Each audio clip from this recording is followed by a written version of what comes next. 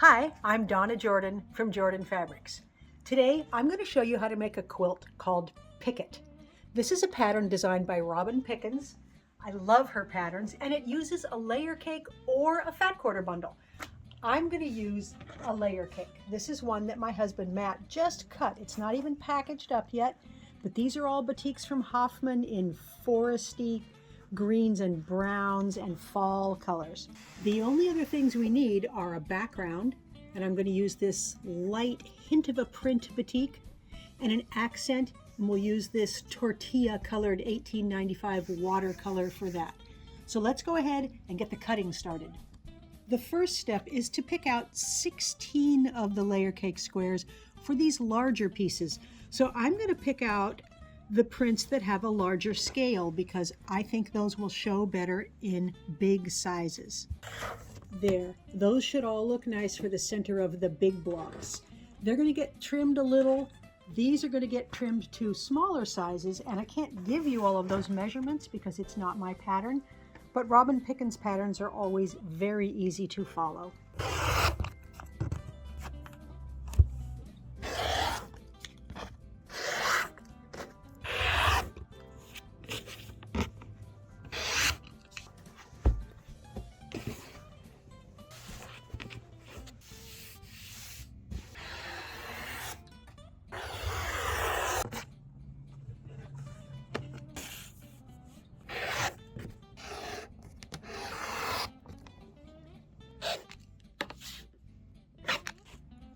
All of the cutting is done. The next step is to take one of our big printed squares and 4 of our medium size background squares, and we want to draw along the back side of these 4 squares. We're going to draw right along the diagonal. I like to use just a plain pencil and make a nice light line right down the center. The block we're making is called a snowball block. We're going to put one of these on each corner, and it's going to make it look kind of round. So all we have to do is stitch right along the line that we drew earlier.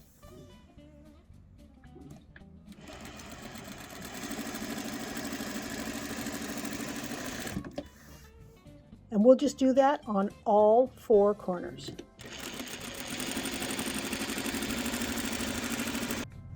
Each of these corner squares gets folded right along the stitching line and then pressed down.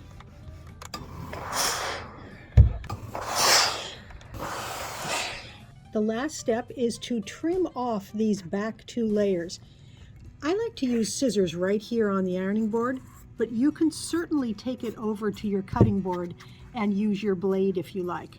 When we trim this off, it reduces the bulk in the corners and it makes the quilt not so heavy, and it also makes it a lot easier to get your blocks stitched together without a lot of extra bulk in those corner intersections. Once those are all done, we're ready to start the next block. We need 4 matching pieces here, 1 accent square, and 4 of these smaller backgrounds, and we're going to take them to the machine. Here is how this block gets laid out. This is in the center, and these 4 are going to go around it. But these are not actually square. They're a little bit, 1/8 of an inch actually, longer than they are wide. So I find it easiest to have something to measure with right here. This happens to be on my machine, so I can tell very easily. So I'm putting the longer way, it's longer this way. So each one of these is going to be sticking out, so it's longer this way. The background pieces are square, and they just go in the corners like this. So all we have to do is sew all these pieces together. So I'm going to take the top 3 and make a row. Anytime you have pieces that are different lengths, you can start all the way at the top like this if you like. Or you can just start right here and go down. It doesn't matter. That one's going to go out. And I'll line this one up here. I'm going to spin it around because it's easier to stitch like that.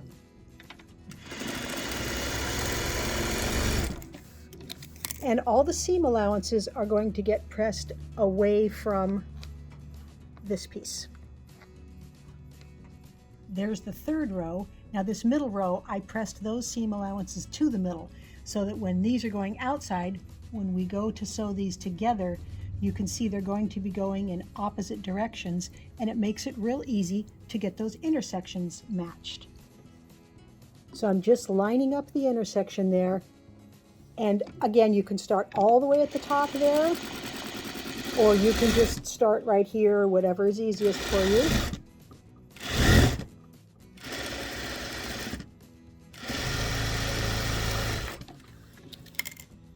Let's press this seam allowance away from the middle, which is this way,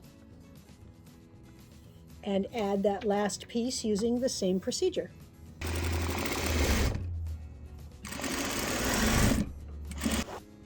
I went ahead and stitched the rest of that kind of block up, and I've got them all pressed, and they need to be trimmed. To trim these, it's pretty easy. All we have to do is line up, probably easier this way, our 4.5 inch line, and it's going to go right down the middle. So if you put it on the line on these two intersections, you will have 4.5 inches over here. And we're going to trim off all that extra. Now we'll turn the block all the way around and do the same thing. So if we've got that 4.5 inch line right in the middle and we trim again, the block is now exactly 9 inches wide and it's centered, perfectly centered. We're going to do the same thing on these two sides. So 4.5 right on those two intersections. Turn it around and make one last trim, and we're going to end up with a nice 9 inch square block. The next block is almost exactly like this, but it's just a partial block. So we only need 3 of these, 1 of the accent and 2 of the background squares. I'm still going to check these blocks and make sure that the longer way is sticking away from the center. And then we'll put just 2 pieces there. So there's just 2 rows to make now. But otherwise, this block is exactly the same as the one we just made.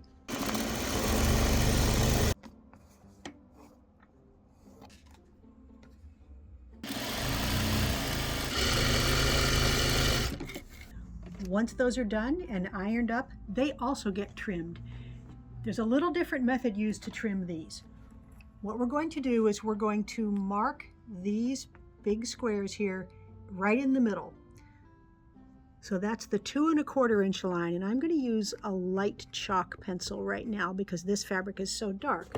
So just mark each one of these just in the seam allowance, just so you can see it. Now take your ruler and line it up from mark to mark. So I'm just putting this right where those marks go right off the edge of the fabric. And now we'll line up the mark with this one and cut that off. And then we've got 2 more little cuts to make. We need to cut this off a little. We're trying to make this into a partial square. So I find it easiest to put this right here in the corner where my lines start. And I'm going to trim it off as if it was a block at 9 inches, which is how big our other blocks were. So you can find your 9 inch mark is right here. And just put your ruler on that line. Trim off that little corner, and then the same thing over here. So there's the 9 inch line. I'm going to move the ruler here. And now we've got a partial block. It looks a lot like these whole blocks, but it's just going to go on the side of the quilt, so we didn't need all of the pieces there. Those are all done, and we only need one more block.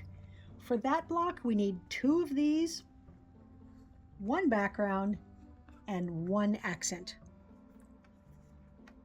This just gets these 2 pieces on 2 of the sides and 1 background in the corner. And again, I'm making sure that I've got the longer this way. This one, of course, is exactly the same as the center there. So it's pretty easy to tell if you've got them turned the right way. So we'll just sew these 2 and these 2 and then put them together.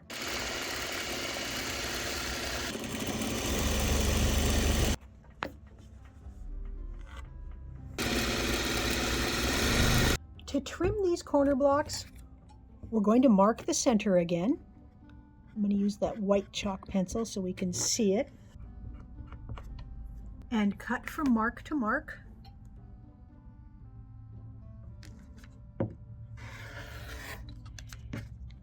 Now line up this cut side on one of the lines on here. And right where we cut, this is 9 inches wide here. You can double check this. And I'm going to use the ruler and these lines here to just trim off a little bit of each corner. And now these are exactly the right size to fit into the 4 corners of our quilt. This is one of the best parts of making a quilt. When you get enough blocks done so you can lay it out and it's going to start looking like a quilt. We put a corner block there. Then we're going to have 3 of these side blocks. And then 1 more corner block. Then I'm going to start up this long side. Now that we've got the whole perimeter finished, we can start filling in with these other blocks. We have a row of the snowball blocks all the way along here. Then we have a row of these patchwork blocks right here. There's going to be 3 of these. And I'm not worrying about color too much right now. I'm just trying to get everything laid out in the correct position. Once we've got it all laid out, we can trade around and get the colors balanced. The last pieces we need to add are these triangles. We cut out these background squares earlier, and all we had to do was slice them in half, and these fill in these little empty spots right around the edges. I can see that I'm going to need to do a little bit of trading because I've got 2 blocks with the same fabrics there and also these 2 here. So it's pretty easy. Just pick some that look different and start moving pieces until you've got them. The colors look balanced. I like to stand back and take a big view of the whole quilt and see if everything looks balanced. To stitch the quilt together, everything is in diagonal rows. So this is the first row. This is the next row, all these pieces here. So you just make everything in diagonal rows and then sew the rows together, and it goes pretty quick. It looks complex because it's on point, but it actually is just rows and matching those corners. So I'm going to get this stitched up, and then we're going to take a look because we have a patchwork border. We have a picket fence border we get to make. All right, we've got all the blocks put together, and that went really fast. And the next thing we need to do is work on that picket fence border. So here's what we need: the big rectangles and the little squares, and we can go right to the machine with these. We're basically making a flying geese unit, but just on one end here. That means we need to put corners on both of these. We need to put the accent color on 2 corners there. So you have options. You can draw a line from corner to corner, but this is pretty small, so you can just start at the tip here and point towards the bottom. You can put the tape on your machine that has 3 lines. If you have a line drawn on there like I do, you can just start at the top and then keep this point on the line.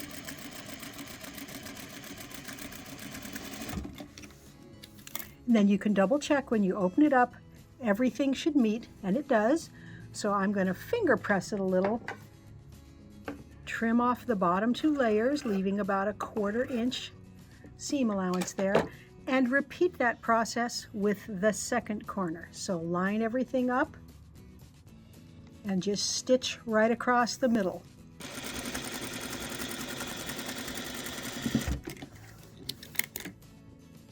We'll press that one, trim it off, and this is the unit that's going to be the top of our picket fence.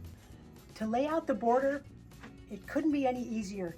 These pickets start at the beginning there, and then we have a plain piece, and then another picket. So the pickets line up with these rows here, and the big pieces line up with those rows. So there's going to be 5 pickets along here. So that's the border that will fit on the bottom, and one exactly like that will fit on the top. The side borders are made the same way, but they're going to have a plain piece added in the corner so that it will be the right length. So this just keeps going all the way up. Once the patchwork borders are on, all we have to do is add this plain border all the way around. Then we can get it loaded onto the quilting machine.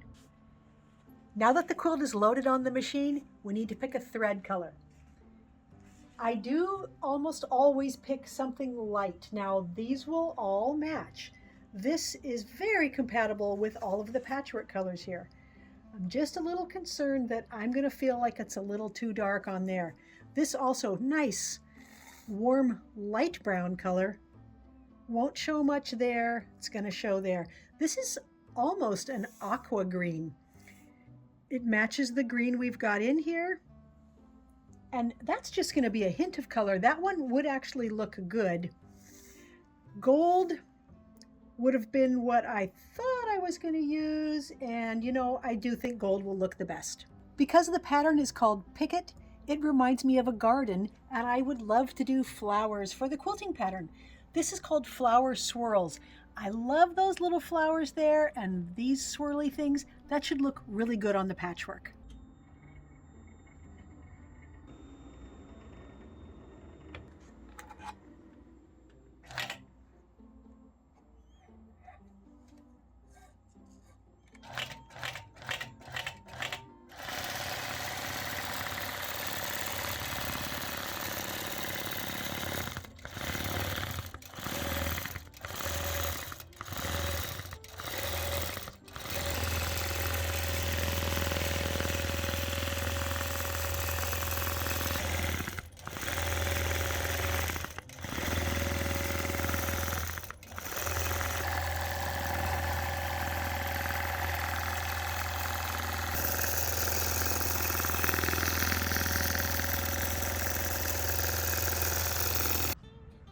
I've got the Picket quilt all done, and I'm very happy with this light gold thread that I used for the quilting.